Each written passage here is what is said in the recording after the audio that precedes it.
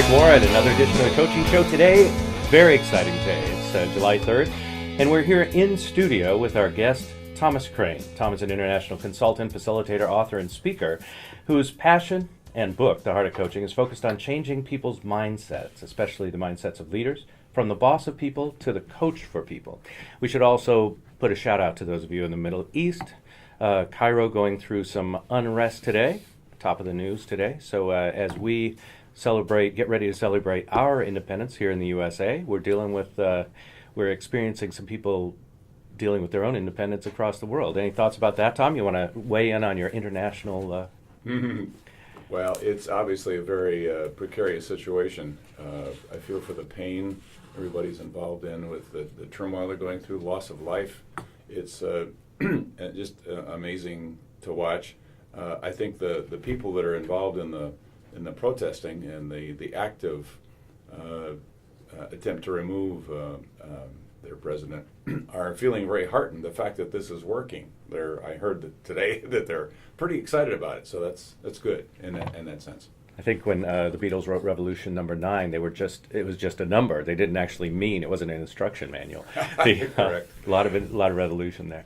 We should point to, perhaps you may notice in my voice that I'm wearing a clean shirt today because we've got some video happening in the studio, it's a very exciting time. It's an exciting time to be a young man in the coaching world, right, Tom? I think so. Thanks for the compliment on being young. Well, thank you very much for showing up. Now, we should point to that you didn't exactly start yesterday.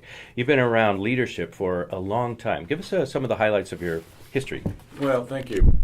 I had worked here locally in San Diego for Solar Turbines, moved out here in 1975, worked with a couple different capacities there. The last one was in project management, had done financial planning.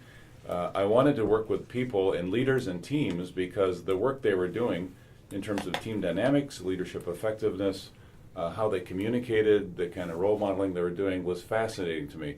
I decided I wanted to move into the field of leadership development, team development, way back then. This was like the middle 80s. It took me a year or so to find the opportunity I was looking for. That was a company up in Long Beach that did culture change, and it was a leader-led process around how you shift the culture. What's the culture today? But importantly, what's the culture need to be as we grow and develop? I can hear people, as you said, leader-led. Because that's really the key, isn't it, to changing a culture somewhere? It is. It is the thing that makes it occur fastest and stick the best. You can bring in all kinds of interventions, team development, team building, the local flavor of the month, Right, we've all been to those where it's like, okay, we'll take a day off of work, do this thing, and then get right back to how it was before, right? Yeah, and it's seen as an event. And of course, the events don't really have the impact. So to be sustainable, you've got to have leadership understand it, leadership own it, and then them put their fingers all over the change process. It needs to come from them.